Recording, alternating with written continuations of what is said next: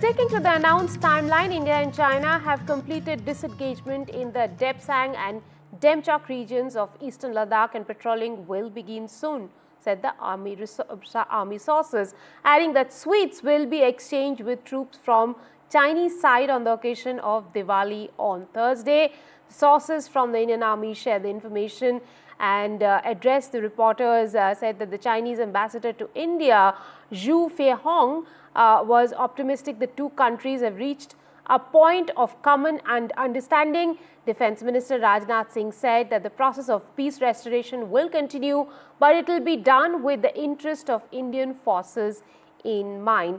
Let's listen to some of the reactions, including that of the Defence Minister. Bharat और चीन के बीच LAC पर कुछ क्षेत्रों में अपने कॉन्फ्लिक्ट्स को रिजॉल्व करने में यानी सुलझाने में डिप्लोमेटिक और मिलिट्री लेवल पर लंबे समय से बात चल रही थी। हम आपस में एक कंसेंसस पर पहुंच गए हैं और उसमें कामयाबी हम सबको हासिल हुई है। हम कंसेंसस के आधार पर शांति बहाली की प्रक्रिया को आगे भी जारी रखना चाहते हैं। पड़ोसियों के साथ हम बेहतर रिश्ते बनाकर रखना चाहते हैं। यह भारत की यह स्पष्ट नीति है। लेकिन कभी ऐसी परिस्थितियां पैदा हो जाती हैं कि अपनी भूमि की, अपनी सीमा की रक्षा करने के लिए संघर्ष करना पड़ता है। सरकार हमारी सेनाओं के इंटरेस्ट को पूरा ध्यान में रखते हुए शांति बहाली की प्रक्रिया में जो भी आवश्यक बन सका है वह करने की कोशिश की है। The two leaders have reached many important understandings that will be the guidelines for the further development of our relations of our two countries. And I just hope that under the guidance of this consensus, our relations will be moving forward smoothly in the future, and our relations will not be restricted or interrupted by specific disagreements between our two sides. Because as two neighboring countries, it's quite natural we have some differences.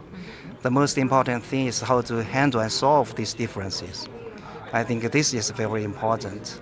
Now the two leaders, their meetings have set a very good example for us how to handle these differences. I'm also looking forward to direct flights so that I can fly back to Beijing directly.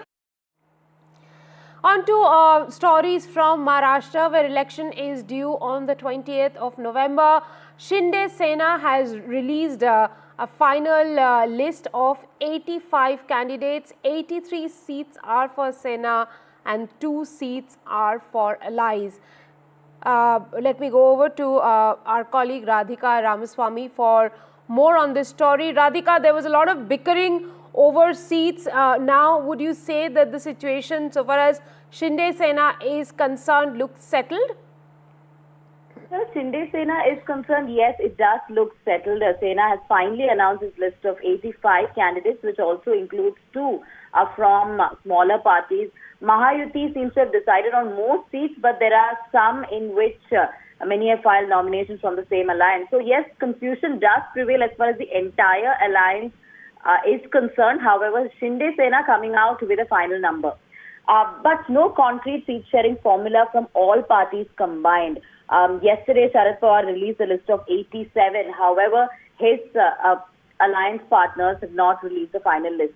So as of now, there are few seats under dispute, yet to get the final list from BJP as well as NCP Ajit Pawar. And on the other side, from both Congress as well as UBT Sena, both MB and Mahayuti, since morning, maintaining that all is well and that there are no differences and rebel issues will be sorted.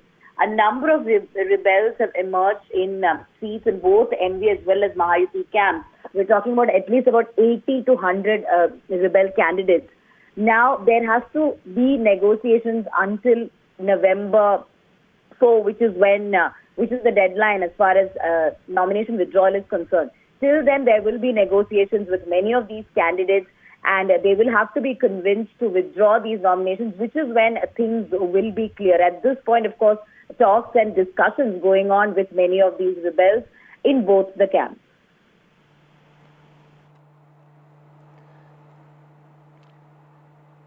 Upset over seat distribution in the Mahavikas Aghadi, rebels are contesting as independent candidates against official nominees in key constituencies.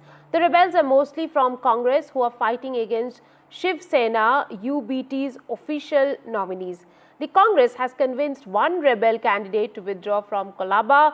Congress in charge for Maharashtra, Ramesh Chenithala, held a press briefing and said that there is no rift in Mahavikas Aghadi and they will sort out all the differences. Hitting out at the ruling Mahayuti alliance, Chenithala said that BJP was trying to steal seats of its alliance partners. आताच कुलाबाचे आमचे उमेदवार म्हणजे ज्यांनी त्या ठिकाणी form भरलेला होता advocate रवी जाधव ते आताच येऊन इथं गेलेत आणि त्यांनी सांगितलं की मी पक्षाबरोबर राहणार आणि मी विड्रॉल करतोय. तर आदरणीय प्रभारी रमेश चन्नीताला साहेबांनी तो प्रयत्न सुरू केलेला आहे, आम्ही पण केलेला आहे आणि आमचे अलायन्स सुद्धा अलायन्समध्ये सुद्धा त्यांच्या वतीने ते काम चालू आहे. आमचा प्रयत्न आहे की कुठेही बंडखोरी होता कामा नये, एकजुटीनं महाविकास आघाडी म्हणून आम्ही महाराष्ट्राच्या जनतेच्या समोर जाण्याचा आमचा प्रयत्न आहे. Planning to deal with rebels from the same faction. There is no rebels. Most of them are withdrawn. If anybody is there, we will tell them to withdraw. So There is no friendly fight in Mahavikas Aghadi. We are all together and we will fight together and we will protect the interest of the people of Maharashtra and we will win this election. Well, moving on to another story from Mumbai. In the Salman Khan death threat case, Mumbai police has arrested a person who was threatening actor Salman Khan. According to police sources, this accused has been arrested from Bandra area of Mumbai. The arrested person had sent a message to Mumbai traffic police on Tuesday threatening to kill Salman Khan. The accused also demanded 2 crore rupees through the message and threatened to kill if the money was not given. The name of the accused is Azam Mohammad Mustafa. He is a resident of Bandra East.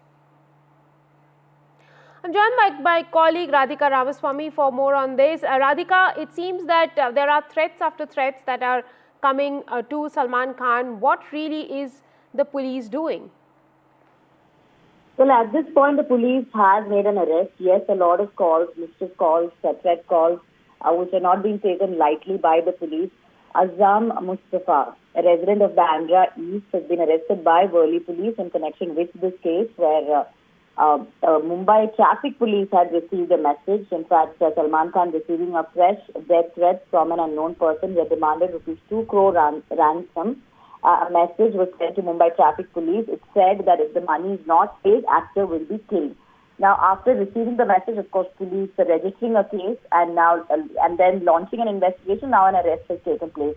Earlier, Mumbai police had arrested a 20-year-old man in Noida in connection with the threat case involving Salman Khan as well as Zishan Siddiqui.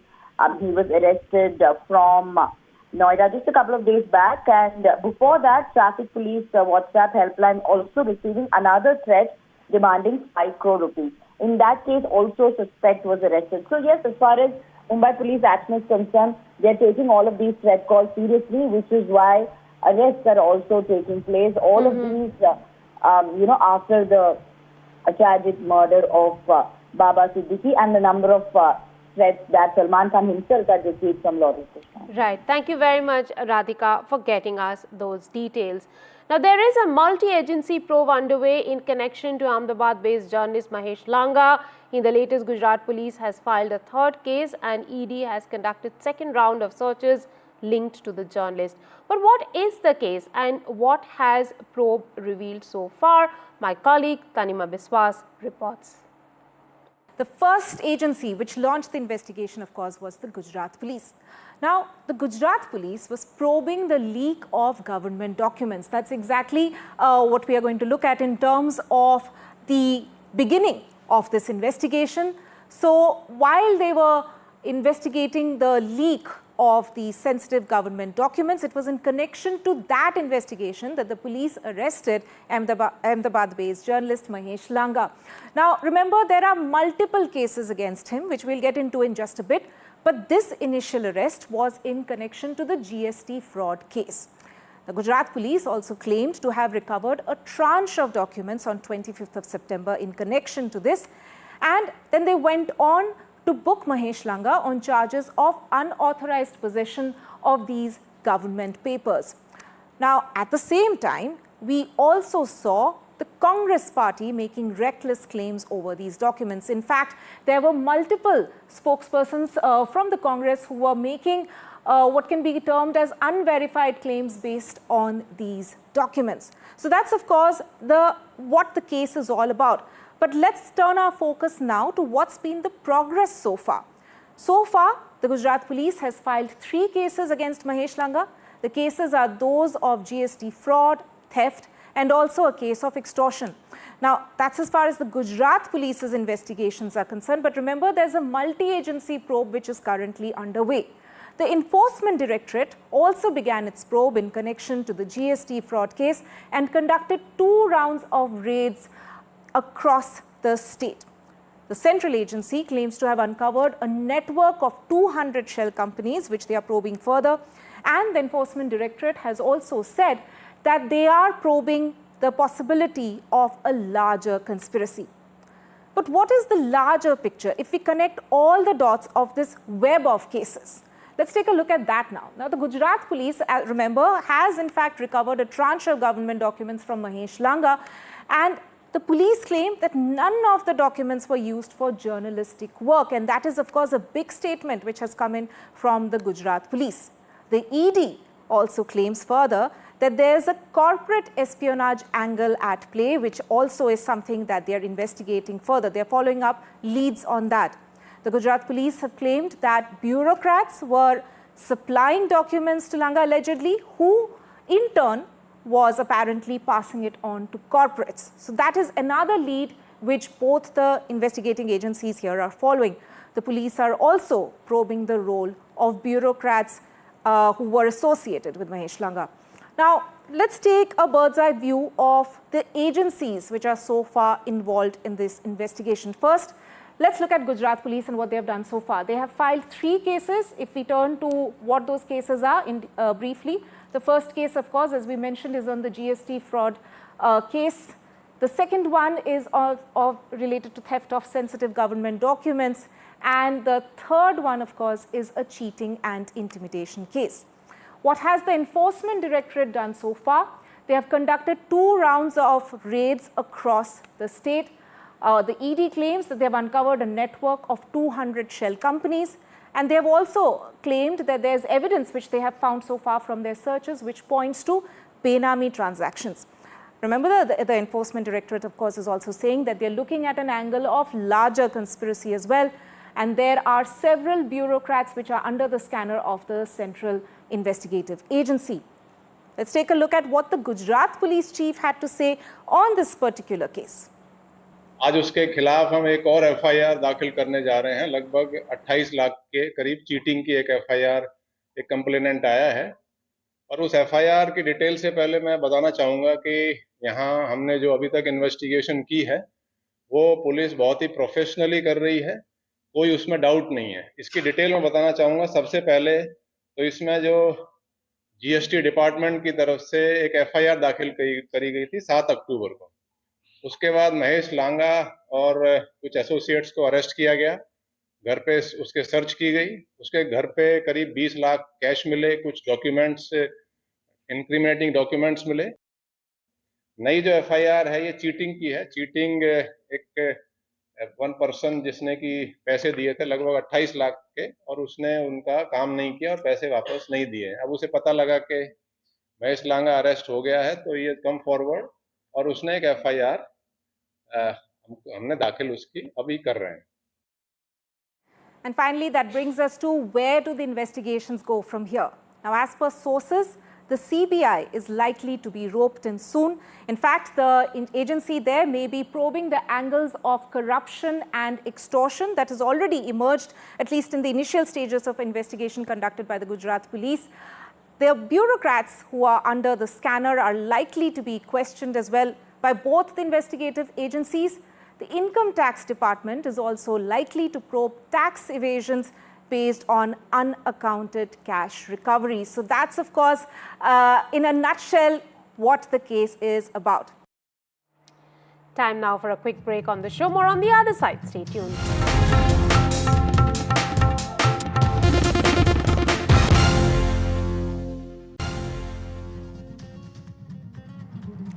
Welcome back, and we take you to Assam, where the Chief Minister himself is tweeting and posting about a unique village about which not many outside Assam know.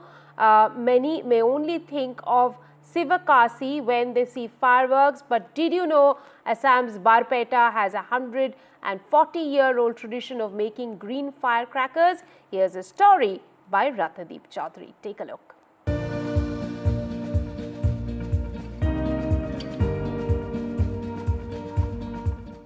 Ahead of Diwali, the Assam Chief Minister Himanta Biswa Sharma shining the spotlight on the green efforts of this tiny village. Tiny it may be, but it is certainly unique in its 140-year-old tradition of making green Diwali crackers. Since 1885, residents of village Ganakuchi in Barpeta district of Assam have been making crackers using a traditional formula that is low noise and does not use chemicals. हम लोग का जो पटाखा बनाते हैं ना, इसका जो फॉर्मूला है 140 साल पुरानी है. हम लोग कोई हाई एक्सप्लोसिव यूज़ नहीं करते हैं, इसलिए पोल्यूशन भी ज़्यादा नहीं होते हैं. हम लोग जो अनार बनाते हैं ना, वो अनार इंडिया में कोई भी नहीं मिलेगा, क्योंकि उसका जो अनार का जो बटन है ना, वो मिट्टी का है, और अंदर जो खा लेते हैं ना, वो ट्रेडिशनली है. बेरियम नाइट्रेट यूज़ नहीं करते हैं, हम लोग पोटेशियम नाइट्रेट यूज़ करते हैं. पोटेशियम नाइट्रेट अभी नया जो आर्टिफिशियल है, वो हम लोग को नहीं चाहिए. हम लोग चाहिए चखड़, जो काऊ की यूरिन से बनते हैं. To promote the indigenous green crackers, the state government has provided some infrastructure near Ganakuchi village. The turnover is improving, but challenges are plenty. বৰ্তমানলৈকে এতে মানে 40 জন মানুহ পৰিয়াল চলি আছে, 40 জন মানুহ কাম কৰি আছে. তাৰপিছত আমাৰ দীপাৱলী যোৱাৰ পাছত আমাৰ মানে 5 জন বা 4 জন বা 6 জন মানুহ থাকে ইয়াতে ইণ্ডাষ্ট্ৰিটোত 4 মাহ কাম কৰে. এই 4 মাহৰ পাছত আমাৰ কাম থাকিব পাৰে নাথাকিব পাৰে, কেতিয়াবা বিয়াৰ অৰ্ডাৰ পৰে, তাতে আমি আহিব লগা হয়. This Diwali, the challenge is not only to fight pollution and cheap harmful products, but also to move towards use of green crackers, and this might provide a new lease of life for this age-old traditional cracker industry in Assam. With Raju in Barpeta, in Guwahati, Rathadeep Chaudhary for NDTV. Ayodhya is decorated for Deepotsav, and grand celebrations are taking place in the temple town. It is the first celebration since the temple's consecration in January and the 8th under UP CM Yogi Adityanath. The BJP-led Uttar Pradesh government plans to light up the city with 28 lakh earthen lamps to set a new world record. In fact, 2 world records are being attempted at Deepotsav.